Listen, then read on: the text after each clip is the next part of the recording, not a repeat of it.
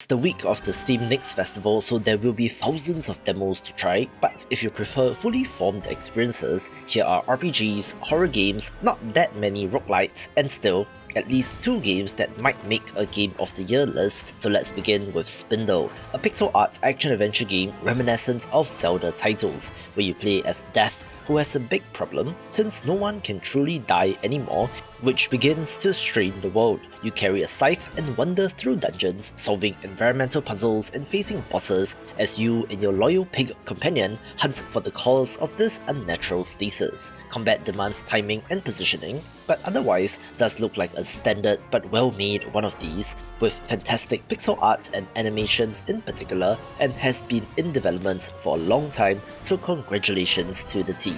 October is spooky month, so there should be a greater than average number of new horror games, one of which is Resonant Dusk, a gothic horror adventure game with a throwback look that puts you in the shoes of Lucas Usher, a detective drawn back to a cursed mansion when he receives a mysterious plea for help from an old friend.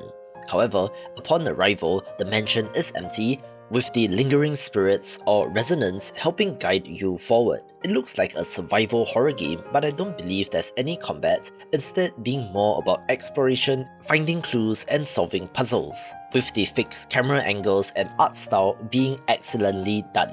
This video is brought to you by Master Lemon: The Quest for Iceland, a narrative puzzle adventure created by a developer as a tribute to his best friend Andre Lima, a polyglot who passed away in Iceland in 2016 while chasing his dream. You play as Lemon, exploring mysterious islands where a memory-devouring plague threatens the world's languages. Solve puzzles built around real languages from around the world, discover lost words and forgotten vocabulary that literally restore parts of the world.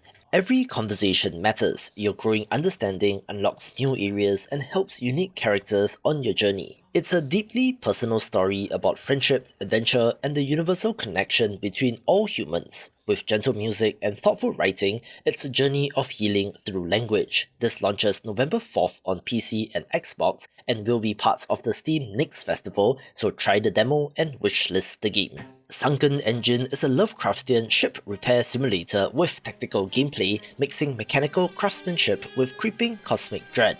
You inherit your father's dilapidated shipyard on a remote island and must restore incoming vessels from the ravages of the sea, patching hulls, replacing engines, aligning gears and more, while keeping customers satisfied and your finances afloat. But the job never stays simple. Every ship you service carries strange anomalies or hidden secrets beneath its surface, and as you work, supernatural events threaten your sanity. When paranoia creeps in, your efficiency drops as tools misbehave and dark forces may leverage your weakest moments to corrupt your work, mixing dredge with a first-person sim. Between repairs, you can salvage loot from shipwrecks and sell rare finds, with talks of finding unconventional means to earn profit, as well as repairs that might require more than just your tools and thus look mysterious. Another creepy title for the week is Thief's Shelter, a 3D point-and-click psychological horror detective adventure where you play as Detective James, summoned to investigate a homicide in Highburn Mansion,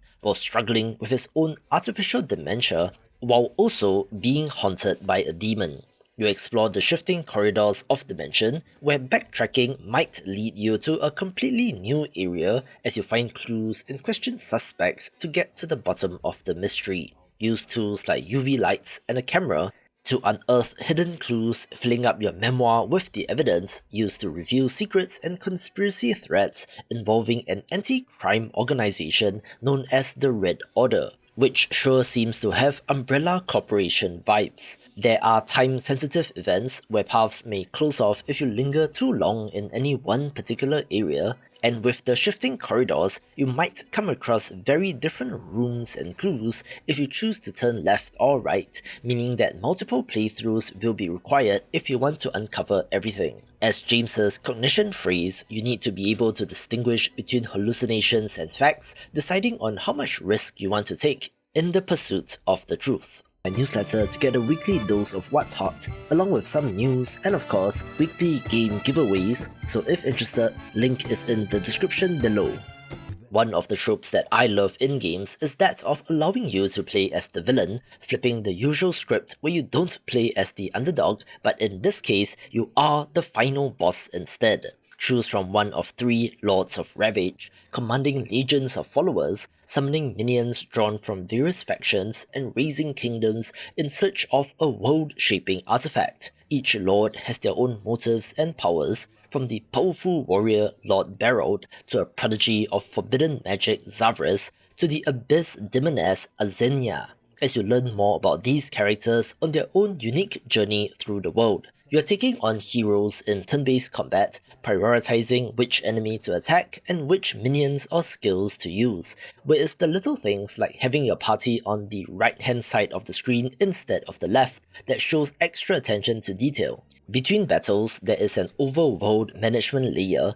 As you spread your influence over the world, razing entire villages to the ground or leaving them just intact enough. Or you could sow mistrust among the alliance of heroes, weakening the resistance against your might. I love the pixel art here, which looks awesome, having modern lighting and other effects, making each clash feel dramatic and vivid. Refreshingly, this is not a roguelite, instead being non-linear story campaigns which unfold differently depending on the choices you make. So add 3 playable villains to that and you have quite a nice amount of content. Other games begin with Bit Escape, an action-adventure platformer where you play as Bit, trapped inside a tyrannical operating system and striving to break free from its control. You dash, jump, and climb through digital landscapes, including desktop folders, recycle bins, corrupted programs, and more, facing frantic platforming challenges and puzzles along the way. There is a narrative layer to the game, since it is not just one platforming level after another, but does have towns with NPCs which you can talk to, some of which might help, and others with perhaps more sinister motives. You have to make decisions that will affect the fates of your friends and the system itself, but I simply love the look and variety of this game, since you are platforming your way through programs to get to the next area, such as in a solitaire game or one that looks like Tetris, along with how folders are mini levels in themselves, which makes this so charming and is the hidden gem of the week. A fantastic looking title is Dead Oil, one that takes the mining roguelite concept from games like Dome Keeper and applies it in a different context, being a self-styled roguelite survival driller set in a harsh post-apocalyptic world. You're digging deep to find oil and resources used to upgrade and power your armored big rig through the wastelands while fending off waves of ruthless raiders. Manage your risk and reward, since if you dig too slowly or inefficiently, the next attack wave might tear your rig apart, but drill too fast and you may miss valuable metals or upgrades. It is not the most visually impressive in digging mode, but shines in combat, where you're adding turrets, weapons, armor and gadgets to your rig, and looks satisfying as you chew through hordes of enemies. Roguelite procedural generation means that every run has new challenges, resources, upgrade choices and paths forward, looking like a sweet mix of Dome Keeper and Mad Max, and has potential. I happened to catch the news of the impending release of Faire Trade. Of note, since this is from the developers of Winklejet the Little Shop, and is a cozy shop management and crafting simulator where you build a humble fantasy storefront and grow it into the beating heart of a thriving town, which sure does sound like their other game. So it has the potential to be better as they take all the lessons learned from making the first game and apply it to this one. You gather materials from farms, forests, and mines, crafting goods like potions, armor, and charms to sell to the locals and travelers who wander in with unique requests. Each transaction matters, so adjust prices to balance supply and demand and decorate your shop to attract more customers while keeping your shelves stocked and your workers happy. As the town grows around you, the demands of your customers will change, with the seasons and time of year factoring in as well, meaning that there's always demand for new goods which you need to figure out how to produce, unlocking new recipes through experimentation, as well as shop upgrades for new and higher quality crafting stations. The tone is warm and gentle, and I would say it falls into the wholesome games vibe even if it is about capitalism, so let's see how this evolves through early access. Kokoro's Kitchen is a cozy farm-to-table cooking sim set in the spirit world where your goal is to revive a rundown Japanese restaurant while uncovering its mysteries. You grow ingredients in your garden, tend to animals like cows and chickens, and process raw materials, each with their own minigame, to craft recipes that honor your ghostly patrons. Each day, you balance speed and quality to serve meals, experimenting with your menu while upgrading your kitchen, shop, and decor. Along the way, you'll meet regulars, characters that used to patronize the restaurant under its previous owner, where you need to complete their challenges to reveal bits of the lore, and gradually piece together what happened before you arrived. The art is warm and inviting, and is perhaps the stereotypical cozy game, so if you love diner management titles with some extra narrative elements sprinkled in, then this should be for you. A game which is very old school in design is Lumo 2, an isometric puzzle platformer built as a love letter to the golden age of 80s adventure games, but adds in more modern elements combining platforming, environmental puzzles, gameplay variety, and charming secrets into one seamless experience. We explore over 100 handcrafted rooms packed with hazards, switches, and illusions, where every angle and shadow hides something new. Push blocks, dodge traps, and leap across shifting platforms while keeping an eye out for collectibles like hidden ducks and cassette tapes, along with retro game Easter eggs. The original Lumo from 2016 is much more constrained in its isometric adventure game inspiration, with the sequel broadening things out, having a regular-sized humanoid character instead of the more chibi version in the original, with the sheer variety of gameplay here, from shoot-em-ups to runners and even a monkey ball-like level, being sure to provide plenty of variety and looks cleverly designed. We also have the 1.0 release of Pax Dei, a social sandbox MMO, which is definitely not easy to pull off, releasing in early access in June 2024 and currently has 7,000 Steam reviews and a mixed rating. With quite a far-ranging set of complaints, ranging from basic feeling combat, low player count, and apparently the developers dropped some sort of subscription model out of nowhere, so definitely do your own research before taking the plunge. This is set in a vast medieval world where the gimmick is that it is supposed to be built entirely by players. You can claim land, build your home and additional buildings and fortifications, working with others to construct a settlement, then using it as a base before you set off on further expeditions. Nothing is static in this world, as villages grow into cities due to the players trading, building and defending together, creating a living economy that rewards craftsmanship and collaboration. When you venture beyond your borders, danger lurks around every corner, with monstrous creatures in the forest, ruins with ancient relics and dangers of their own, as well as that of rival player clans that threaten to destroy what you have built.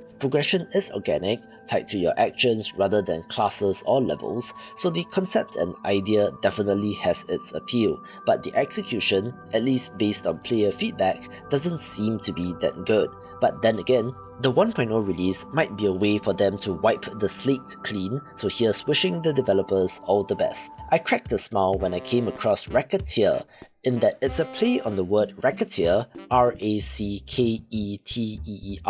referring to someone engaging in some sort of criminal enterprise with coercive or fraudulent activities, but also Raccateer, an items shop's tale, basically Moonlighter before Moonlighter was released, but this game is neither, being a colony sim idle game where you manage a team of raccoons working together to build a trash empire.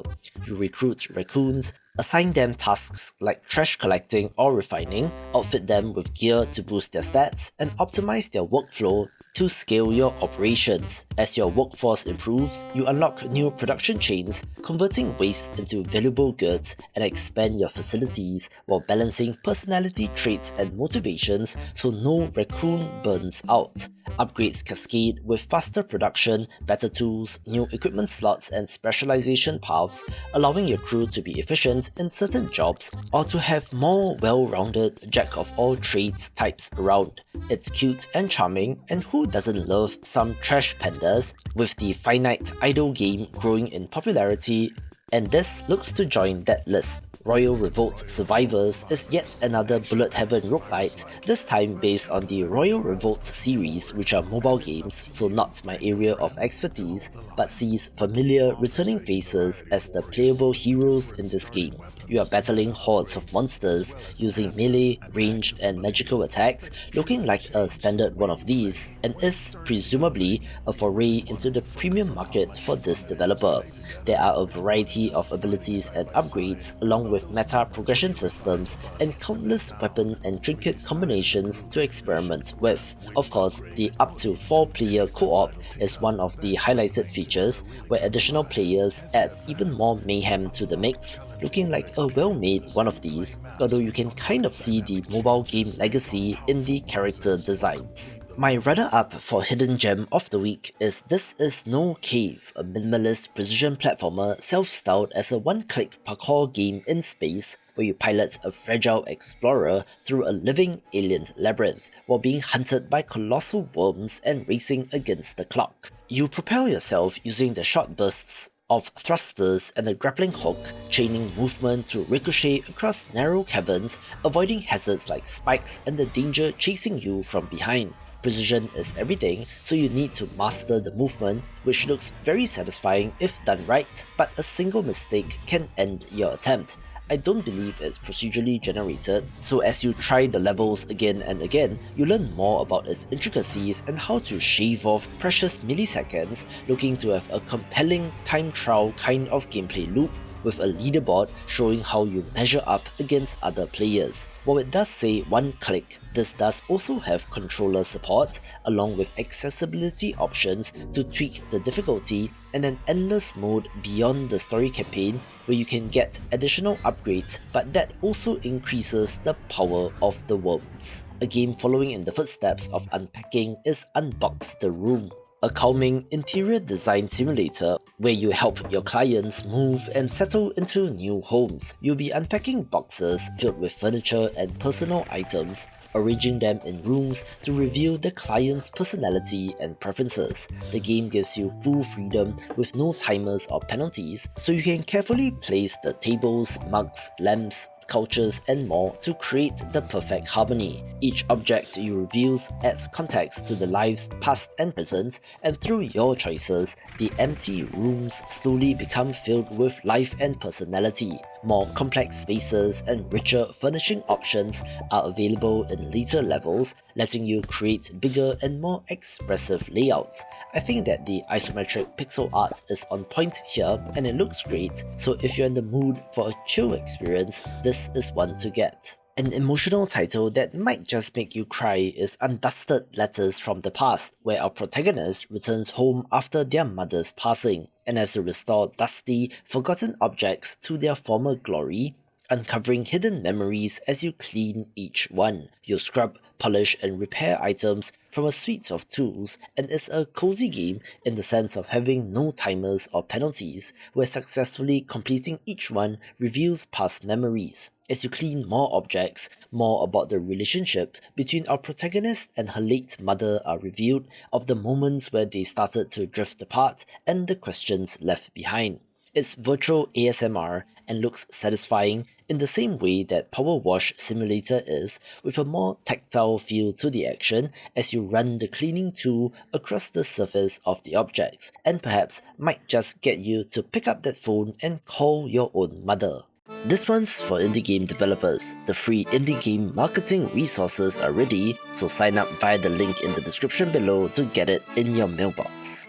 We also have the release of Escape from Tarkov this week, a game that has to be a play on Escape from Tarkov, but is a top-down looter-shooter instead. You play as a duck, awakening in a surreal world filled with other hostile birds, having to scavenge gear, build your underground hideout, and fight enemies in order to survive. Loot weapons, resources, and blueprints, then return to your base to craft upgrades and restock before your next mission. There is modular weapon customization, so you can swap out components on your gun to customize it to your liking, with dynamic maps and randomly selected loot spawning points adding replayability.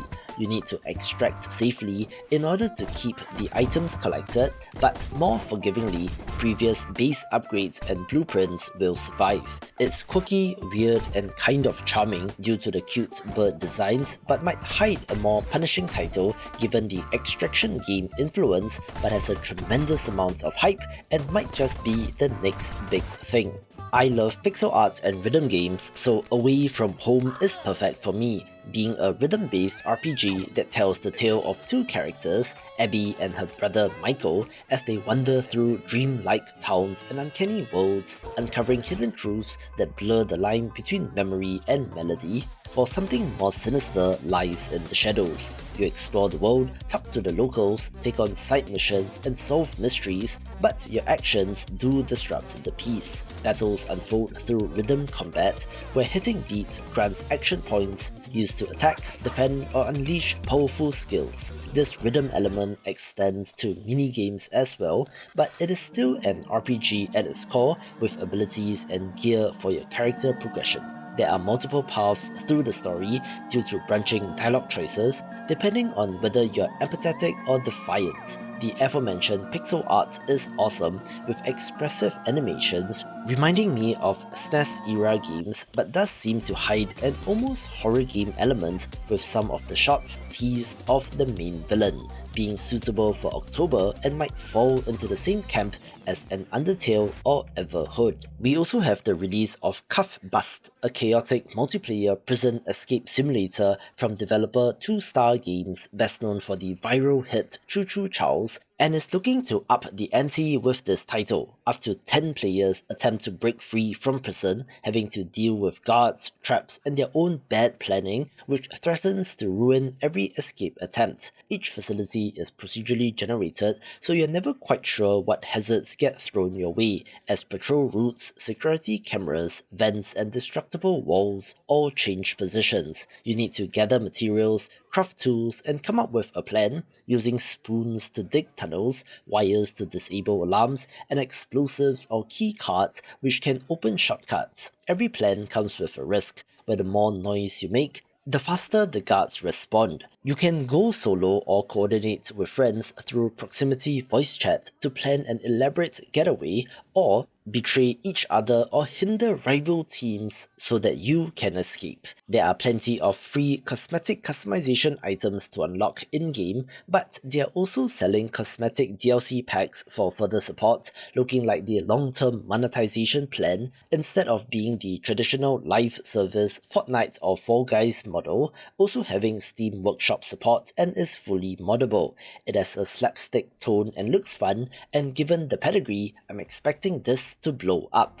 Developer Scumhead has been quietly chugging along, making some very interesting games, with Mortar being their latest, and is a non-linear first-person action-adventure game that drops you into strange environments as you explore multiple dimensions and shifting worlds filled with strange creatures, ancient ruins, and haunting secrets. As a member of the Hayward, you play as the latest generation, a corpse that uses iron and the arcane, sent into the Great Strange to find your missing predecessor, Hayward Generation 1 Evelyn, who might have something to do with the recent expansion of this mysterious realm. The whole multiple dimensions thing lets the developer be creative in their world design, since these can vary wildly in terms of color palette and the types of enemies encountered, which is part of the charm. There is also, I quote, an enormous selection of weapons, each with multiple functions and utility, and can be further upgraded as well. This reminds me of Dread Delusion, with perhaps a bit of Fly Knight being kind of Kingsfield-like in presentation, but with more guns and ranged weapons, but still, it looks pretty dope and is one to watch. Call me old school, but I do have a thing for brick breaker games, being about as classic video game as can be, and while there have been attempts at roguelite brick breakers in the past, I expect none to match up to Ball Pit, since even from the demo, you can feel that there's something special to this game. You descend into a bottomless pit filled with monsters, firing ricocheting balls that bounce off walls and enemies to deal damage. Key to this is the almost vampire survivor style of ball upgrades and combinations as you discover new powers to complement the abilities of the unique characters as they face off against an overwhelming number of enemies. Between runs, upgrade and expand new ball ballon by gathering resources and building structures, giving you new bonuses and unlocking more of the game with a sick art style as well. Watch this video for more of the best indie games. Ball Pit. The X is silent.